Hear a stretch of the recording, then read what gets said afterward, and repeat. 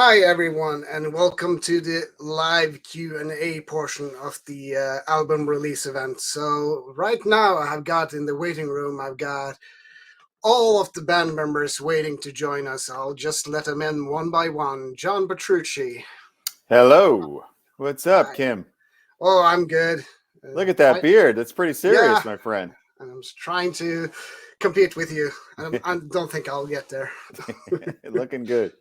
So, John Mayang. Hey, How you doing? doing good. Jordan Rudess. Hello, hello. All right.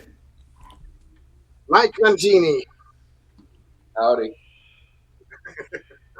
And finally, James Slippery. How you doing, The pirate. Kim? Hiya. What's going on? Well, we're Wow. celebrating your new release, I'm guessing. Finally out. The 15th right. studio album.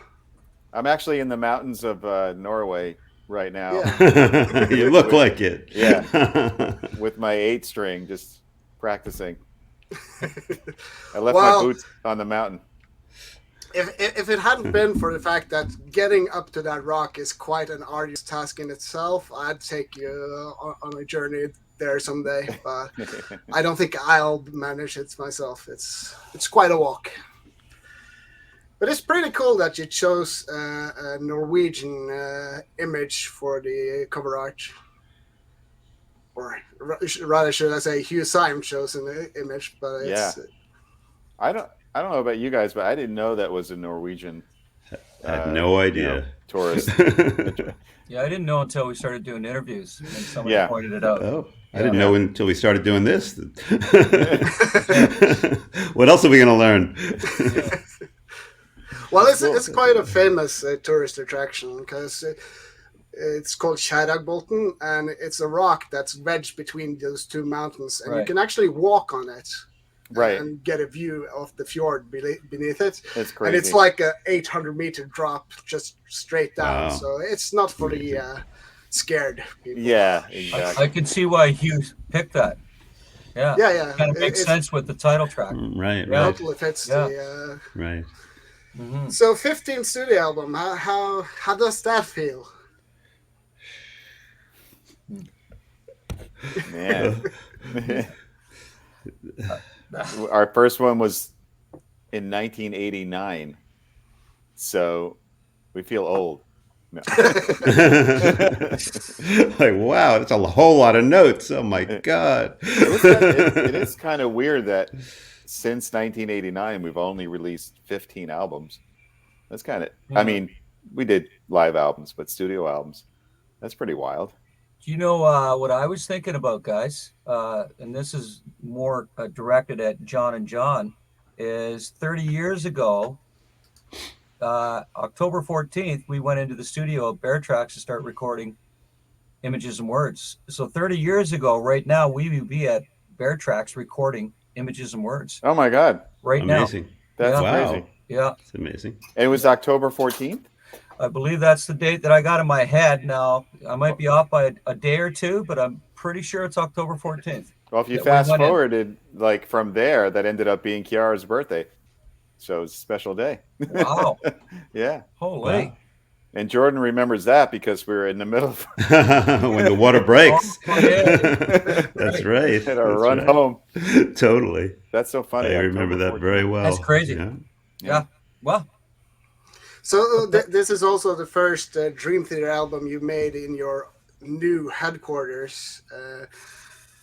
How did that change your approach to writing and like making the album itself? All our stuff was there. It made it fun. Espresso machine, tons of extra knickknacks that you don't have to worry about, being however many miles away. You know where everything is. It's comfortable. It was just comfortable.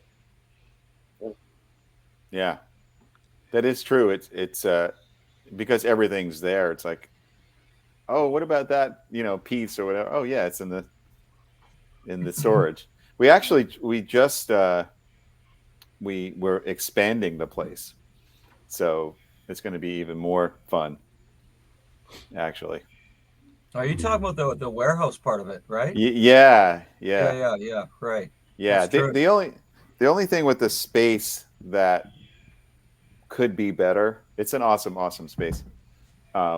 Is our live room is not that big. Exactly. Yeah, so Yep. we're kind of scrunched in. So with the new space that we had, there was a tenant next door that had a big space, and they moved out, and we grabbed it. So we'll be able to expand that. So That'll be awesome. we could spread out. Mike could bring all his drums in again. That's good news. I mean, Eric and I designed one with jet engines. It has like three picks on the outside, one in the middle. It looks like a 757. So that's the. You look like you're going to be eaten up by drums there, Mike. You're attacking the drums. That's the newer kit, and then that's the distance over time. Anyway, nice. Yeah, nice. So, Mike, did the choice of a drum kit now, was that influenced by the lack of space in the studio? So all of the choices there were just because you didn't have room for anymore? Man, we could have fit it in, but I don't know. I kind of envisioned eyes getting knocked out, foreheads getting cut. There's a lot of pipes sticking out all over the place. John Mayer, of course, is safe. He has his own booth, which we're going to expand like 2 levels up. Then we'll give James one, on the left. It'll be fun. But yeah, that was part of it. That was most of it, I think. Yeah. I mean, it was ready in time for distance over time rehearsals. We did them in there, and Mike had his full kit. And we literally were like shoved into the corners. It's like, okay, to actually record an album that way, it's not going to be really conducive. And it's amazing how big the kit sounds. When Andy was mixing, he was like, "Oh, how many rack toms?" And I didn't really remember, and I was like, "Oh, it's like a traditional, like 3." And then I looked at a picture. There's one. There's one rack tom. I'm like, how does it sound like that? So yeah, so it's. I think, Mike, correct me if I'm wrong, but I think having that size kit actually greatly influenced the way you played on this and wrote. I've actually been thinking about that. I don't know. I don't change. Yeah. I haven't changed. I haven't sounded any different in the room while recording since Rick Berlin in Boston in '87. I still sound the same in the room and the whole bit. So, and maybe it's the impression that it makes, but I do know that everything has an effect. Yeah. I mean, how can it not? Yeah. How can everything not have an effect? Like, I like to. I mean, I don't think anyone can do it on the instrument, like change the position of the keys and the position of the strings. But I change position of my stuff just to open up my brain. I'll just put something, the totally wrong place just to do it and see what happens. So it does affect. It affects creativity. Yeah. But this part of it's kind of the same. But I don't know. Who knows? Yeah. So I've been listening to this album since I got it in July, and what struck me even from the beginning was how much it focused on the drums and the bass and the rhythmics, like all the complex rhythms all working together. That was kind of new for me in that sense, because it feels more focused on that part of the songwriting. How did you approach that in this album, Mr. Mayan? Well, got 3 different bass signals, by the way. They're all direct kind of sound. They weren't mic'd. That's kind of the direction that we started working due to the space issue. And it just sat really well. I give Jimmy T and Maddie all the credit for that. They came in with a bunch of elements and mixed them together, and it was working right from the start. Wrote the whole album with it, and kept it. I kept it for the album. So yeah, it's really nice, especially with the drums. Sure. Yeah. Is that all you're adding to it, Mike? That's it. That is the shortest answer I've ever heard from Mike Mangini. You know how hard that was for me to do that? You're getting good at You know how hard that was for us to hear? That's funny. I mean, you can't see it, but I have a needle nose pliers, and I'm actually clamping down on myself. So I don't. Well, the final production has a lot to do with it too. Final mix, the whole team. This whole thing was a lot of teamwork on a lot of levels. I mean, there's the sound that you get feel from sound. So, you're talking about us working with Jimmy T for years now. He's been a monitor engineer. We're talking about stuff. John has new gear. I switched stuff up, got involved, and and then Andy coming in and just going, "Goosh," like, wow, that's some impact, isn't it? So, I mean, he mixed it with a whole heck of a lot of juice, I'll tell you that. And, the sound has a lot to do with it, too. And I don't know, I think that's a different thing, but a big thing. That makes sense? Yeah. Well, I mean, and as far as rhythm, everyone's involved. And it's like, what made this interesting is when we were writing the music notes, everyone chimed in. I mean, everyone has their roles. People still do what they do. I mean, there's going to be a moment I'm going to get off the stool and sit there while Jordan goes through 409 possible key progressions and things. I mean, I'm not going to do that hitting the tom-tom. And if I could try to do it on my little keyboard, I just might as well leave. So, everyone has their things that they do, but everyone chimed in.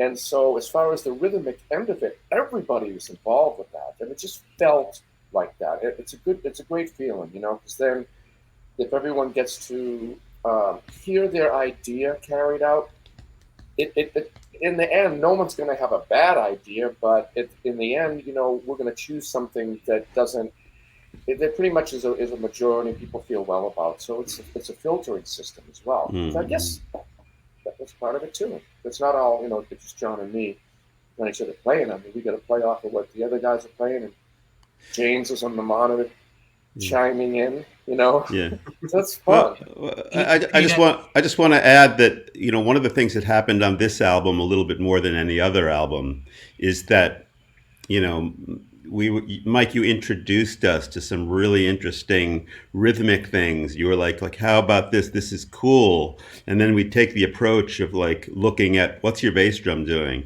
What's your hi-hat doing? And then like John on the guitar would say, oh, if I follow that bass drum, it's, da-da-da, da-da-da. And it turns out to be like some really interesting, different kind of rhythm than we've ever done. And it was a really interesting way to start some of the structure of the songs, and it was it was different, and it was very cool.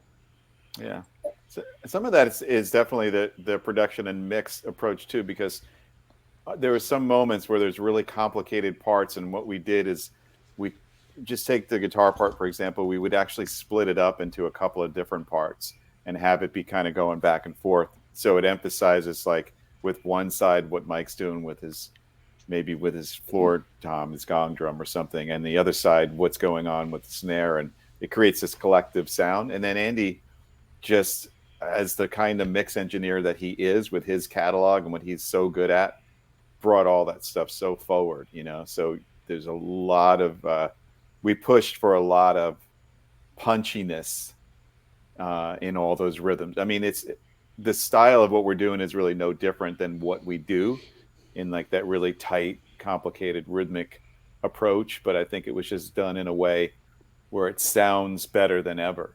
Like the guy said, thanks to Jimmy T's engineering, thanks to Andy's mixing, and just having that kind of focus to making those moments even better than they've ever been before. It's probably what you're hearing, Kim.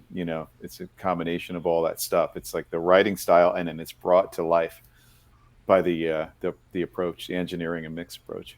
Yeah, I think it also helps the fact that those two guys are musicians too, right? Oh yeah. Automatically they can relate to what it is that we're doing first and foremost, and that what the ultimate goal that we're all trying to attain sonically, so that each individual separately but in a unified sense is heard properly, and they can do that because they are musicians. It's exactly what they would be looking for in their own music, you know. And I think that really accentuated the way that this album came out sounding phenomenal, I think, because you can hear each person, but without anybody outdoing someone else. You know, it does still sound like that band sound. And I think that's why when I sit down and listen to any one of the songs on the album, I'm like, wow, that really hit me. I remember calling these guys up, or I text these guys. I'd gone out for a drive, and I do this every album. I always go out by myself. I go in my truck and I crank the music. No one else is with me, because they're going to feel like they have to say something, and I don't want you to say one fucking word. Don't talk to me. So I crank the album from beginning to end. And I text the guys as soon as I was done. I pulled over the side of the road and I went, oh my God, guys, this album sounds freaking amazing. It really does. And it was just all because of that. It was because the overall sensation that you get from each instrumentalist and the song structuring, and it's the whole experience. You're just taking it in subconsciously without even realizing really all the effort that was put into that to make it sound seamless. You know, it is amazing. It really was. It's a great feeling when you can enjoy your own work, because it is. You feel confident about, like, you can't wait to share it. We oh my God, this is like, we're so proud of what we did. We can't wait for you guys to hear it. You know? I can't even remember feeling like, we always feel that, but for some reason with this album it was even more like, I mean, it's got to come out. People have to hear this. You know, let's leak it ourselves. That's the worst part of actually having access to an album like this, because you're like, oh, I want everyone to hear it, but I'm not allowed to share it. Right. It's like, I have a secret and I can't share it. You can't share it. Yeah. No. Also, not to harp on your other question with 15 answers, but my mind is going, and I was just thinking some of that, what you're hearing too, is arrangement. Because we're giving the instruments space to do what they do. Like, it's very tempting in our band when we do those tight things that you're talking about, for everybody to play it all at the same time. It's like, oh, we all have to do it. And there were so many times where we did not do that on purpose. It's like, let's just make this a guitar and bass moment, and the keys will do something else, or let's not have the guitar do anything here, and you know, the bass will be the focus there, or the piano will be the focus, or the drums will be the focus. And like, kind of making that arrangement ebb and flow makes it more dynamic, but also brings out what you're talking about, Kim, like just the tightness of all that rhythmic stuff. You know? I think Dream Theater is learning restraint in our own old age. God. Wow, what a concept. Oh my God. Last couple albums you were learning restraint in writing shorter songs, and now you're learning restraint in not overplaying. So right. Well, we still overplay. We just decide when to do it. Right. Exactly. Yeah. That's so funny. What is that syndrome of that thing when you play a song, somebody, and within seconds they just start yapping? But you want to be like, can you just listen to it? It's like even yesterday, James, when we did the Twitch thing with Nick, you know, it was kind of, I was unsure at first because you played the tracks. We didn't either of us open our mouths, I didn't say anything. But then he was yapping, so then we started yapping and over it. And a piece of me still felt like it was slightly, well, I don't really want to say much while people are trying to listen to this. Right, you know, Well, that's his whole thing, though, right? Because the whole show's based on, okay, I want to get your vibe while we're listening. Oh, yeah. And that to me, I agree, Mike. Like, I was there going, wow, you know, like, this is definitely not how I listen to music. I don't talk about it while I'm listening to it. I listen to it, then I talk about it. You know, the worst of like that, a hypocrite. The worst of that is people who do that during concerts, because then you'll just add a concert digging, and there's some random dude just yapping away in your ear. I don't like that. But you know, that's a thing these days, these reaction videos where they'll play the music, they'll talk over it, or they'll stop it like right at a good point and then decide to talk. Okay, let's get back into it. Then they hit play again. I mean, it's, you know, people are having fun with that. Yeah, sure. I had a good time. It's a whole new vehicle. Yeah. Right, So, right. James, you can be at the studio itself when you're writing this. How is it sitting on the monitor and just watching the other guys just writing? Well, it's great because I can eat whenever I want. I can drink whenever.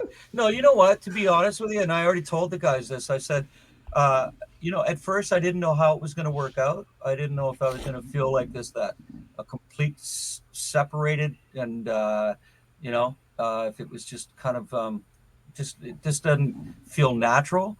But once you know we got into the first day of me being on their monitor screen and those guys being pumped in to my studio, and I had all the instruments coming through the studio speakers, it felt as if I was right in the room. I mean, my world didn't really change that much. The only difference being is that I wasn't sitting in a corner of that room with a microphone in front of me and the headphones on, right? And those guys still keep doing, and the big orange chair, and those guys keep doing their thing, because the way it's worked in the past is that's exactly what I'd be doing.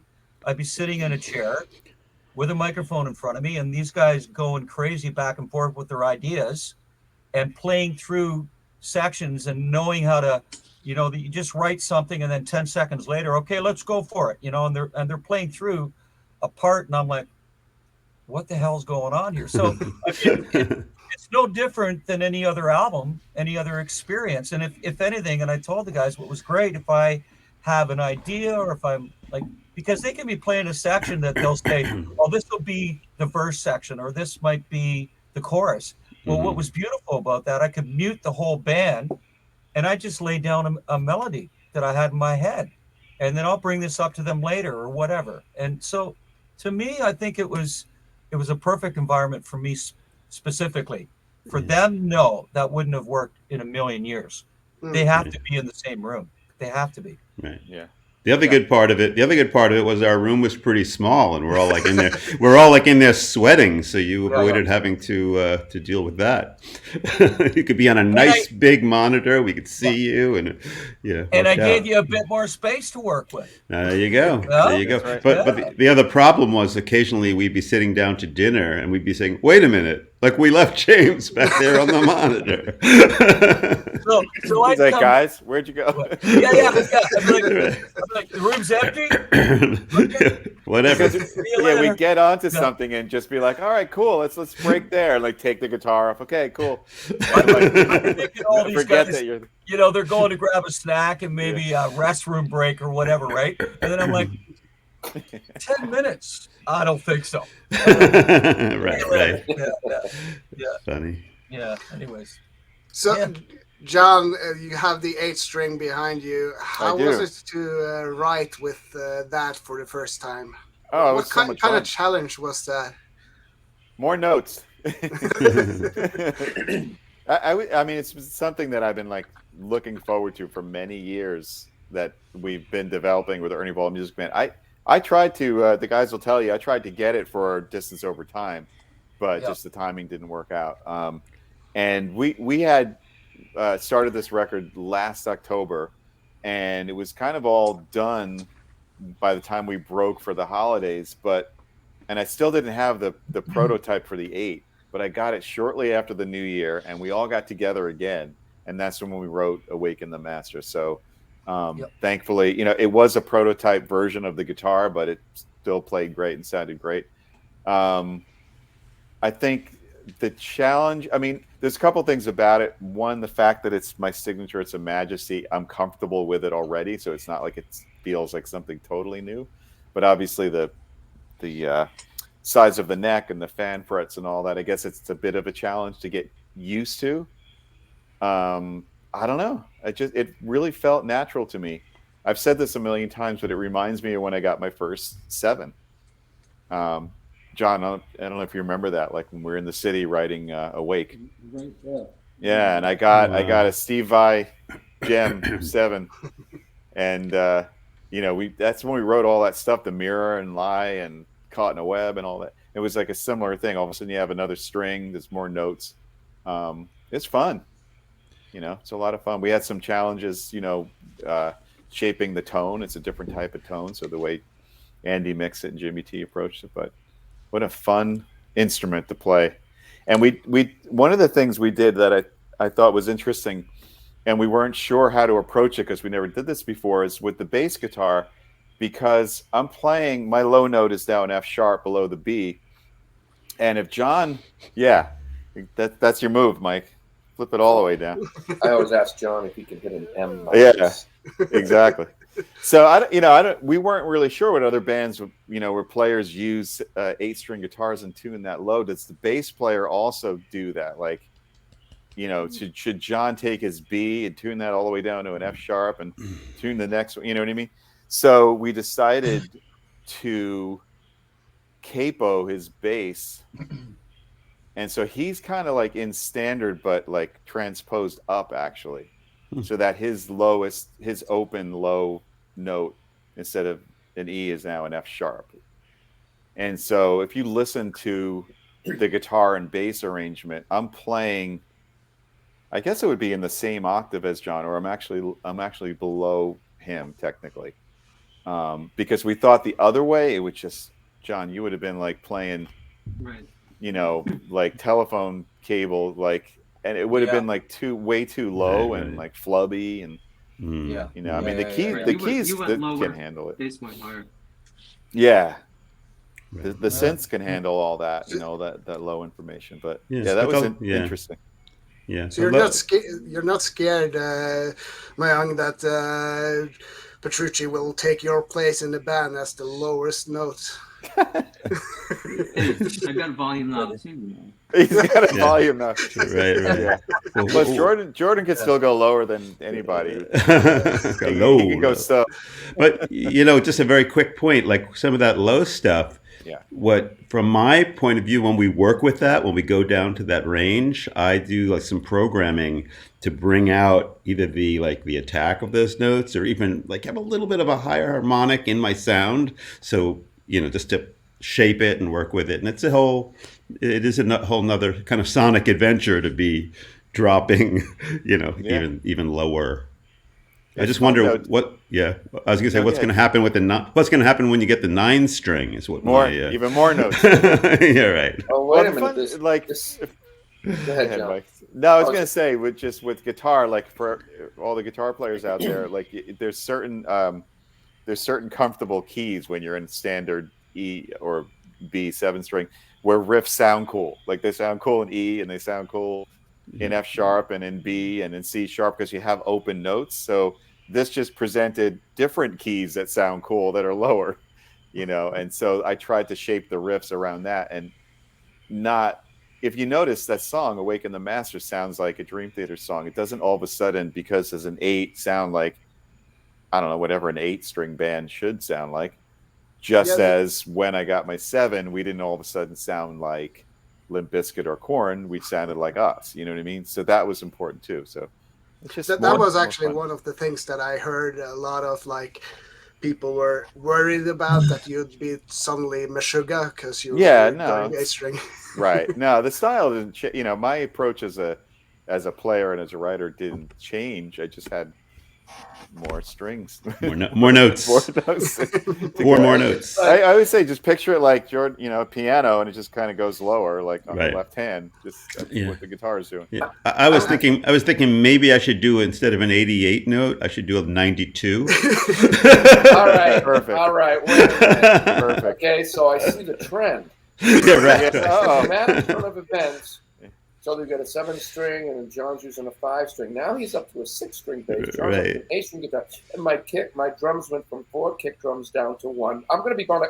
By the time the 9-string comes around, you guys are going to reduce me to a cajon. You're going to be like the Stray Cats. Be like the scraper thing. Right. Right. You got to make room when other guys have more notes. That's right. We got to balance it. Wait a minute. What happened? They're carrying your torch, Mike. Yeah. That's right. Yeah. There you go. I'll tell you what is weird too, that you find out too with a guitar tuned that low.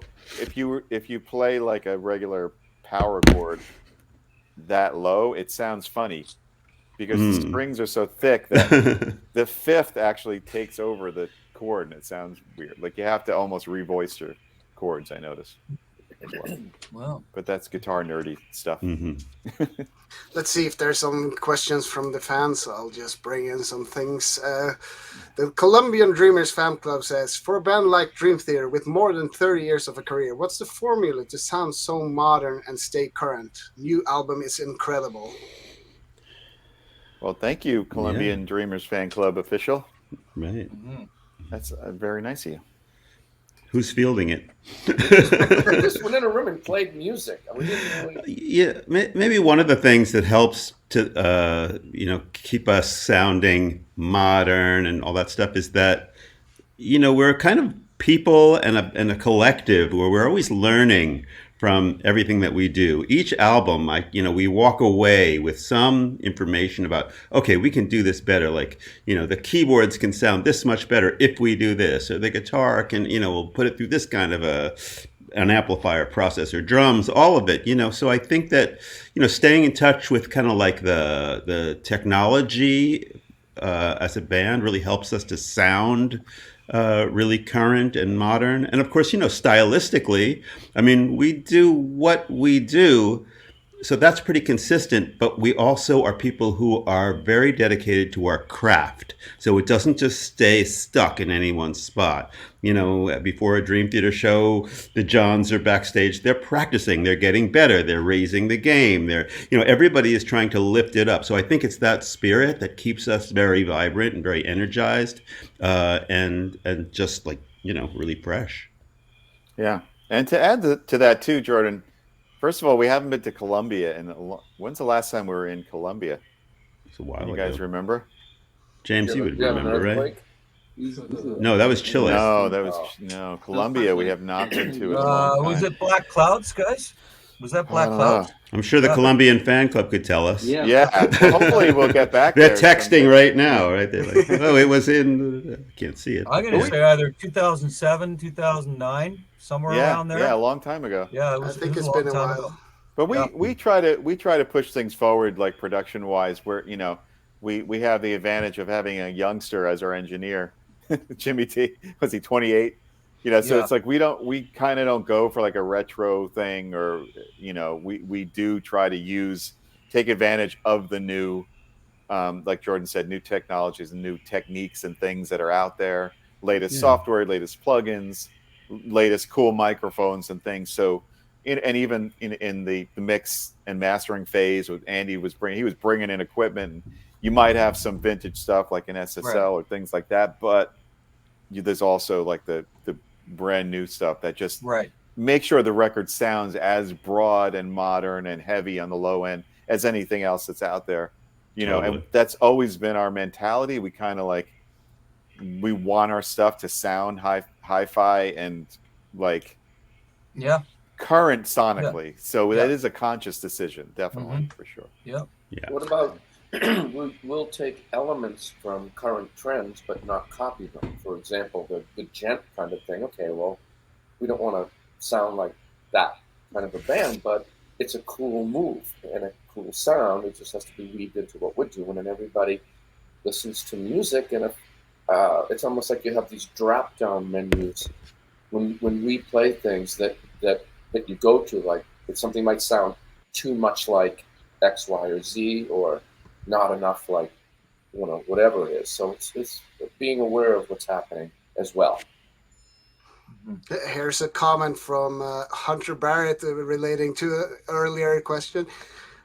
So when is James going to start singing bass? Since everyone else is going low, I think they're asking when you're going low. I hit some good bass notes on this album. Wait, no, I don't know. It's not going to happen. Can you sing this note, James? Oh, that is pretty low. I love Ray. Starting to sound like Bridges in the Sky. Is it? Oh, that's good. Oh, no. Oh, there you go. There you go. Yeah. No. Can you Yeah. sing this one? Maybe when I want to swoon. Yeah. Here's our friend Victoria asking, hello from DT USA. Which new song are you most looking forward to playing live? Well, personally, I'm looking forward to the day that we bust out Sleeping Giant. That's what I'm looking forward to. But there's so many other songs on that album. You know, definitely Alien. Looking forward to that because that's going to knock people right out of their freaking seats when we hit that song.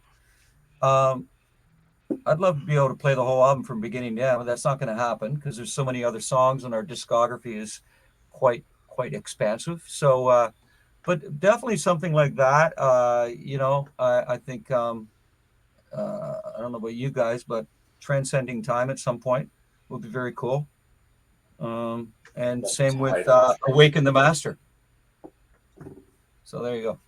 The title my- track. The Title title track. track. Well, there you go. Yeah. Title I track. agree with that one. See Can't the wait to play lights that. coming in and the whole Oh, thing, yeah. and the suspense and the whatever else. Yeah. That's gonna be. That's gonna Yeah, be yeah. something. That'll be the epic moment of the show. I agree. Mhm. That'll be fun to play. Totally. The funny thing with all this stuff, and this happens to us, actually probably not so much on Distance Over Time because we kind of live demoed that, but we technically haven't really played these songs yet. Yeah. Like the first time we actually play them is when we're rehearsing them and putting them together for the tour, because when we're recording them, we're writing and doing it section by section. Right. We don't have to, play this whole song live to get a take. Mhm. We don't do it that way. So it'll be Yeah. actually playing that A View from the Top of the World for the first time will be an adventure. Absolutely. Definitely. Yeah. Yeah. Oh yeah. 1 or 2 minutes into it, guys, we'll catch the flow. Right. You know? Right. Yeah. Yeah, for sure. Yeah.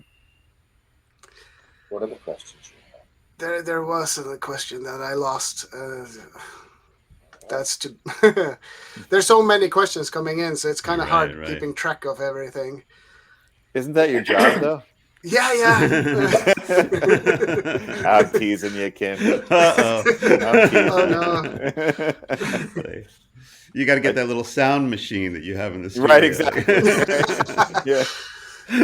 Well, we actually had, like, before we went into this Q&A, we had half an hour with Jimmy T and Annie Sneap, so we had them going through all of the mixing and engineering part, and then after this Q&A, we'll be showing the documentary, so everyone wow. will be able to see your buttons that you're Awesome. pressing. So Well, that was actually a fun thing we did on this record we did a documentary. We haven't done that as part of our package, and it's kind of came up accidentally because we were in the studio in the HQ, and Jimmy T had said, like, hey, you guys planning on filming any of this? I have a friend of mine's a really great cinematographer, and he's local and he can come in. And of course it was during the COVID stuff and we weren't sure. We're like, okay, let's have him come in.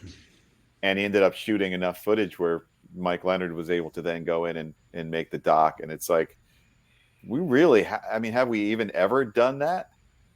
I'm not sure if we've ever done like a full. Well, maybe not having an external team going in, but you had the Systematic Chaos. Right, like our self, yeah. handheld. But with us, no one has ever really been able to peer into the level of shenanigans and fun that goes on in there, but the level of time that we take to actually consider 9 total notes. It's not, sometimes it flows out and it's intuitive, and a lot of stuff we capture is intuitive and it just goes down. Other times there's a lot that goes into it, but there's also a lot of humor too. Right. So people get a glimpse of that. It's not so common. Captain Dream 21 asks, I have a question for all the guys. What was the most challenging thing that happened during the recording of the album? The most challenging. I can think of one challenging thing that happened just personally when we were writing the epic, and I think, Mike, you offered this 23/8 was it, or you think of it as 2316? I don't know, feel thing, whatever. 23 Buffalo. But we had this idea to come up with a theme. Actually, John, I think you thought it. Like said to me, like, Jordan, like, write a theme like a John Williams theme or something like that. Right. And I'm like, and so I set out on my assignment and I'm writing it. But the reality is, there's one less, eighth note or 16th, depending on what you're thinking about it. And it was hard to think about something that would be like almost like catchy or really thematic, but still kind of like make that little rhythmic skip. So it just came to mind when I looked at that question. But of course, we figured it out. And now I just walk around thinking in 23/8 time. So that's what happens. Well, when it's done right, you don't think about the time. Right. It just feels like music. It just feels cool. Yeah. I can remember a challenging thing that drove me crazy. In fact, we ended up blowing it off. Over the past several albums, we have kind of got into this process where the music is written, and then it's time to kind of lay the vocal melodies over the music so that the lyricist can go back and have some sort of guide, some sort of blueprint, so you're not just kind of stabbing in the dark. And normally it would be me and James and Jordan, and we'd sit down and listen to the music and suggest things and sing and, make some sort of demo of the song with like a guide vocal. Right. And then the lyricist can then use that as a guide. So because of COVID and James not being able to come down and everything, we're like, okay, how are we going to do this? So we got this program, and we were all in, like, James was home, Jordan was home, I was in the studio, and it was supposed to work, and just spent all this time setting it up. And I don't know, what did we spend, a half hour trying? Like, I got so frustrated. We just went, forget it. I can't do that. Like, because there was all these technical issues, and there was time delays, and you couldn't do what we would normally do, because we'd normally just be in the same room and the music would play. To have my guitar and I'd play something over, or somebody would sing. It's very interactive process. But the blessing in disguise is that after that was blown off, it was like, and by the time it was time to record vocals, James was able to come down in March. And so we had a conversation. Hey, just everybody write the lyrics. Do it the way you think is cool. And when you come down, we'll spend time and we'll dial it all in. Yeah, we'll dial all the melodies in. And it'll be more interactive. And it was cool because it kind of added in another creative phase of the record. That's right. That was a lot more, it was interactive. It was also much more liquid, like things that you thought worked that didn't work. It was constantly changing. You weren't locked into like, okay, it has to be this. Well, what was cool is that you had an acoustic guitar. You'd be sitting in the room playing through the acoustic guitar. Right. And whether it was you singing your melody, here's what I got going on, or I'm singing the melody back to you, this is what I got going on. It was something that we could just go boom and work through it. And then, we would come up to these sections where it's like, oh my God, what the hell's going on here? And then we get Jordan on the line, and then that's when we bring you in. But you'd have you'd be in your studio. So I still remember Jordan playing the piano, going, "What the hell's going on there?" Do you remember, John, when we were doing the part? It was in Alien. Yeah. And it was six timing that Mike you picked it up. Remember the second verse? Remember? Yeah, totally remember that, because you played. Meaning certain will extend the scale of consciousness, and for us to get to that melody, it was like, what the hell? It was hard. Yeah, it was. I remember that. Well, it was one of those aha moments, because Mike, you're doing something really cool there. We're keeping the riff in 17, but you're playing in 6s over it. So there is something there. It took me a while to realize that you were doing that, and I remember one day I was like, wait, Mike's playing in. Just sing to that. Like, don't worry about the riff, because the riff was really herky-jerky. Yeah. And if you tried to sing a vocal to it, it would just sound ridiculous. Yeah. So that was cool. Yeah, I'm still trying to tap my foot to that part.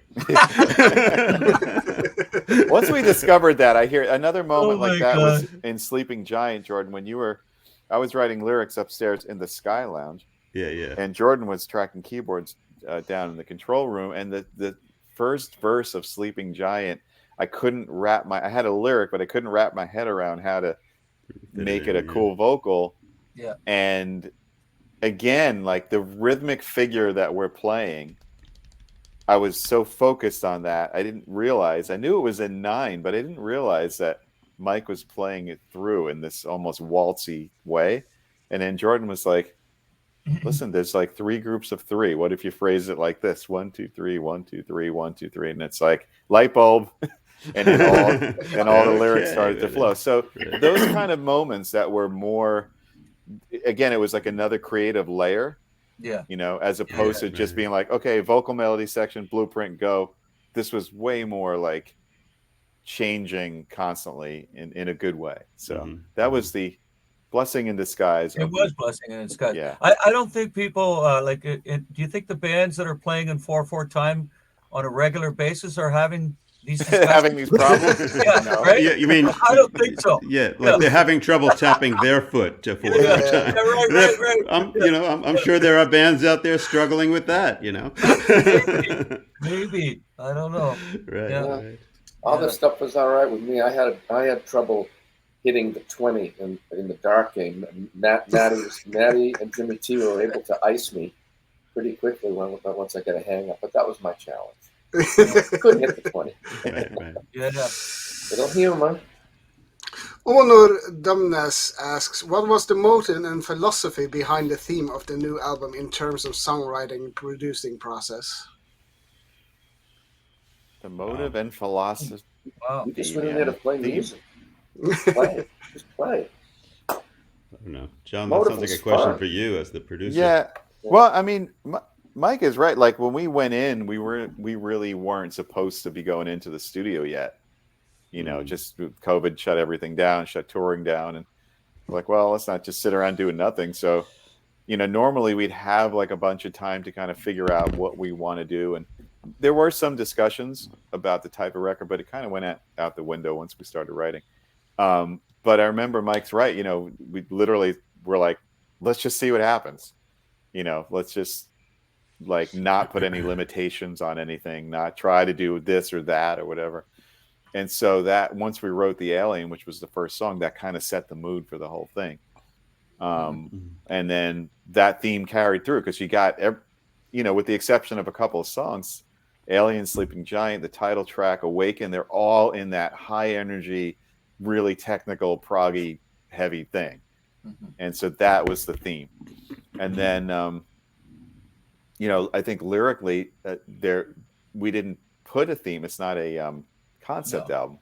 No. But there is this sort of dark and light thing going on that I notice in the lyrical subject.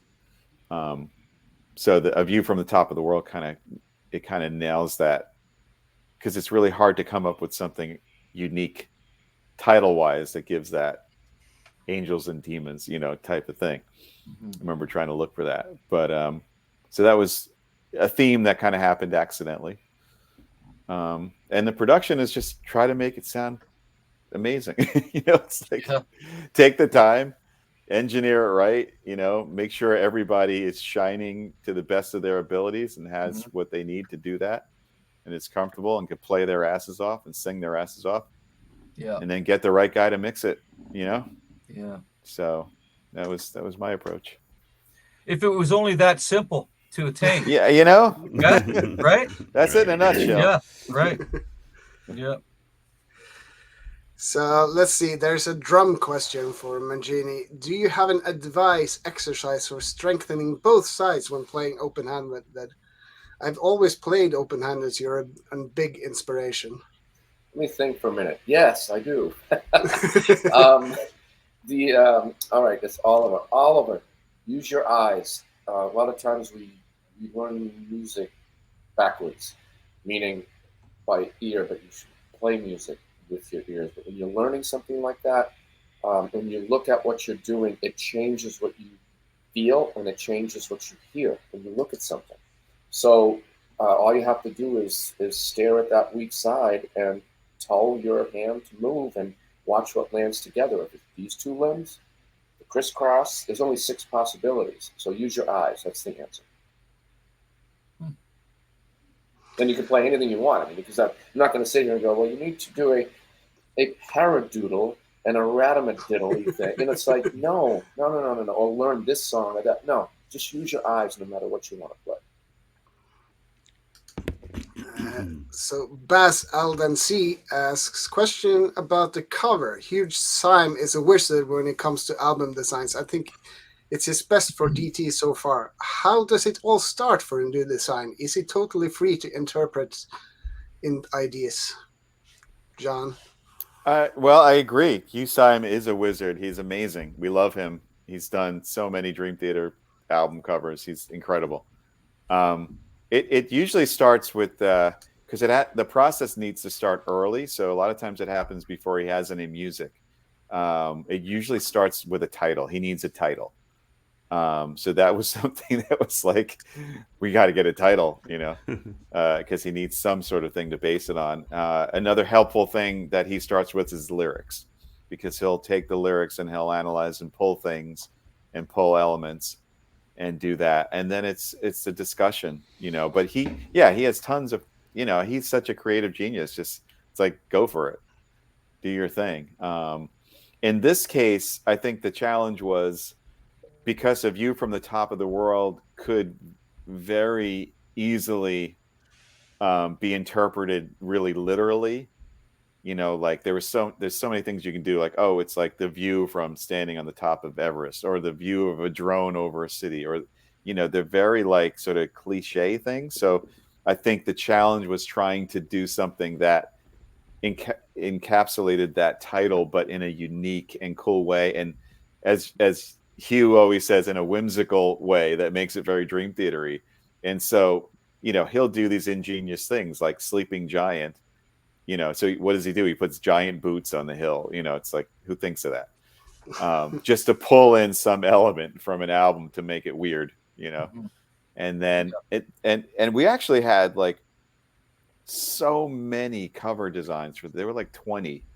But what ended up happening is that a lot of that art didn't go to waste, and you see it in this incredible packaging. So he'll use things that were like rejected album cover ideas and put it in, like the little boy on the chair with staring at the globe. That was one of his ideas. So just a lot of the creative back and forth, it doesn't go to waste. But yeah, Hugh is the man.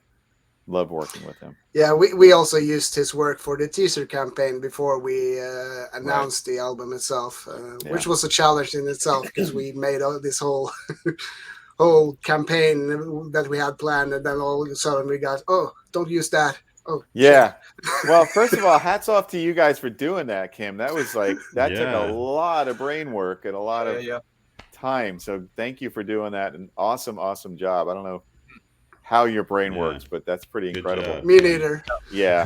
You're trying to figure it out. Yeah. And truth be told, I was probably the evil culprit who said don't use that art. Yeah. So sorry. Yeah, you got to draw that line between what you want to reveal and what you want to keep mysterious. So it's all about the big reveal. So just for like peace sake, there's a couple of articles lately, like interviews, they're going back and forth due to the tour postponement. Are you guys still friends? We're friends. What kind of question is that? I would hope it would take something more drastic than this to separate us. Can't you tell by this interview? Yeah. It's just Blabbermouth and all those sites try to make a storm out of that's what they nothing. exist on. They exist on controversy. So, right? So, I mean, the people have been writing all this stuff on the forums and stuff like, oh, there's seams in the cracks in the seams and all that stuff. And I'm just, nah, there's not.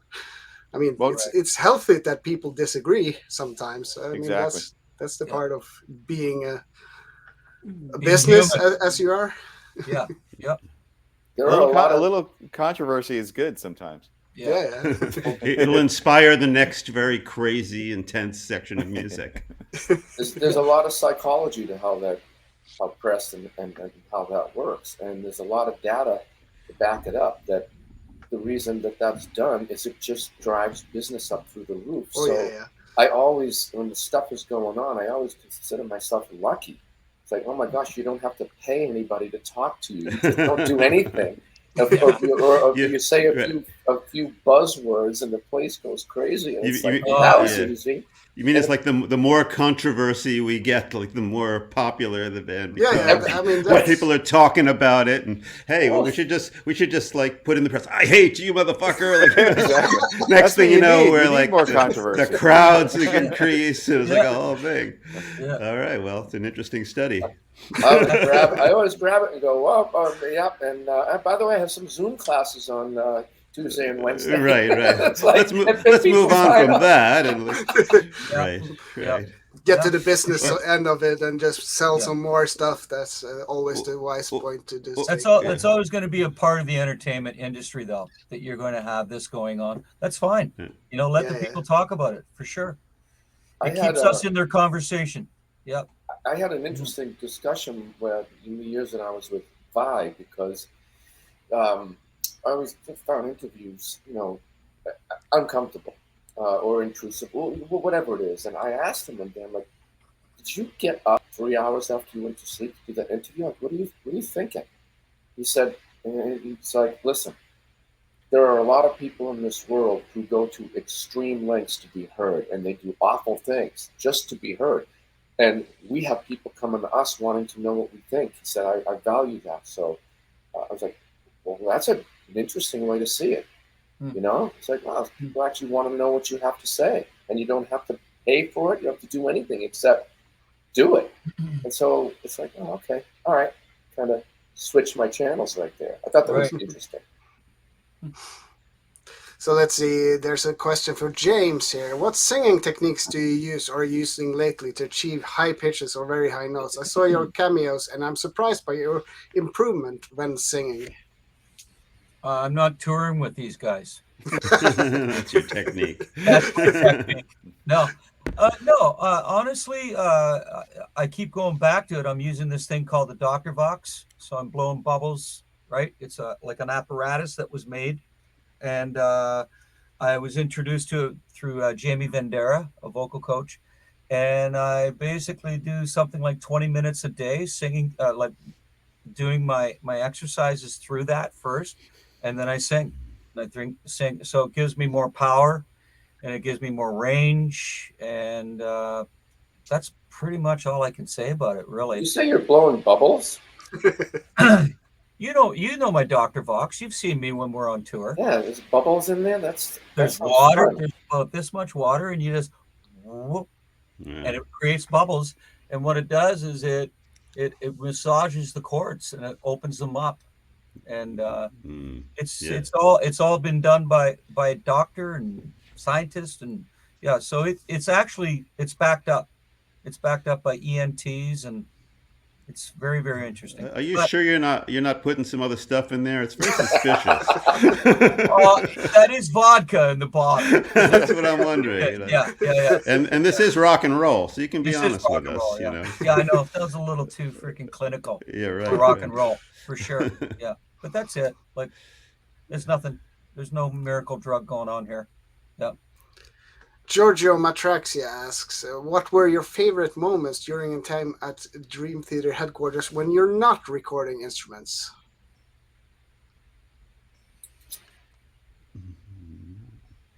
Darts. Darts. Well, it's 1 year ago today on this hour, actually, we had a live session like this with John and Jordan, and Mike. You actually came in during that session and played darts. So. That's funny. Oh my God! Well, we got that on video. We did have the addition of a espresso machine, and so Maddie was the barista. Yeah, Maddie's Cafe. So when not playing, recording, having an espresso was nice. What else? Mike played darts. We're always like food centric, so waiting for it's always a great moment when the food arrives. Jeez. The menu. Takeout, or did you make any there? No, that's not. We didn't cook there. It's not that kind of. Yeah. Like there's a kitchen, but it's not really conducive to cooking. There's no Right. stove. And there was no sink for a while, I think, right? There was no Maddie, sink for a Maddie while, installed yeah. a sink about halfway through our sessions. Yeah. Yeah. Work in progress. Right. Yeah. Right. Okay, this is a kind of. Let's see, where did it go? I lost the question itself, but there was a question where somebody asks, "How?" Oh, there it is. How did COVID and pandemic change you as musicians and most important as persons? Wow. How did this affect you? Like, Well, the COVID thing, I can say something. The COVID thing has been so intense. I mean, it's been, as everybody knows that's listening and all of us know, it's just put it's put extra pressure on us. It's made every situation that you kind of walk into more difficult. So you have to find your way to deal with things, to kind of remain grounded and to do the right thing and to make things work. And it kind of it's forced me to like definitely change and think about a lot of things as a musician. I mean, I learned new things. I did a lot more streaming and kind of learn more about music technology and the way to share through social media. And so I think although this period of time has in many ways sucked, it's also been a time of kind of learning things personally and definitely as a musician. Digging deep. You have to dig deep and reinvent yourself. So what do you do? Forced into it, yeah, same thing as Jordan was saying. I know personally, I was like, okay, well, I've been talking about doing this and that and this and that, and I never get to it. And I never really posted a lot. When I did, it's like, yeah, I'll finish the books. Yeah, I'll do a story. Yeah, I'll do this. It's like, I'm going to do all of that stuff. I'm going to get it all done. And you have to dig deep to do it. So it's helpful because you get humbled and you become more resilient. So it affects you as a person, and clearly as musicians, just diversifying is insanely tough. There's so much to learn. All of us had to figure it out and make these things in our home or our studios or wherever we go. Anyway, forces you to dig deep. yeah. Yeah. Totally. So we've been here for an hour. Are there any parting words you want to say to your fans, like before we lead into the documentary itself, and let them take a peek into your innermost secrets at the recording studios? They're gonna have fun. They're gonna like that. Yeah. Well, thanks for joining us here. Yeah. And now that the album is out, we hope everybody will enjoy it. Crank it up, play the shit out of it, and we do look forward to performing live for all of you and getting back to doing what we do. We're dying to do it. So seeing the faces. Yep, look forward to that day. And thanks for everybody for being patient and dealing with that. But as always, we love you guys, and check out the new music. It's right. Yeah, it's fresh. Check it out. Enjoy it. Get prepared, and let's get out live, and we'll celebrate the music together for sure. Yeah. Exactly. And thanks for joining us here today. This is really fun. Yeah, absolutely. And thank you, Kim, for thanks, Kim. Your expert moderating there. My bearded brother over there. Wow, he's just giving you a challenge, Scott. I see that. Uh-oh. Trying. So we'll see in May when you get to Norway. Yeah. I'll have a ruler. I just there, Kim. I chopped off about that much 2 days ago. Oh my God. Yeah. Well, now that you know there's a competition going on, you might have to go easy on the scissors. But the funny thing is, you guys all know my brother Chris. He has me beat, and his beard's all gray. It's like, oh my God, Santa beard. That's good. Yeah, it's addictive once you get into it. Wow, amazing. Grandfather clock. All right. Yeah. So we'll start the documentary right now, I think. Cool. Let's see. Bye. Bye. Bye.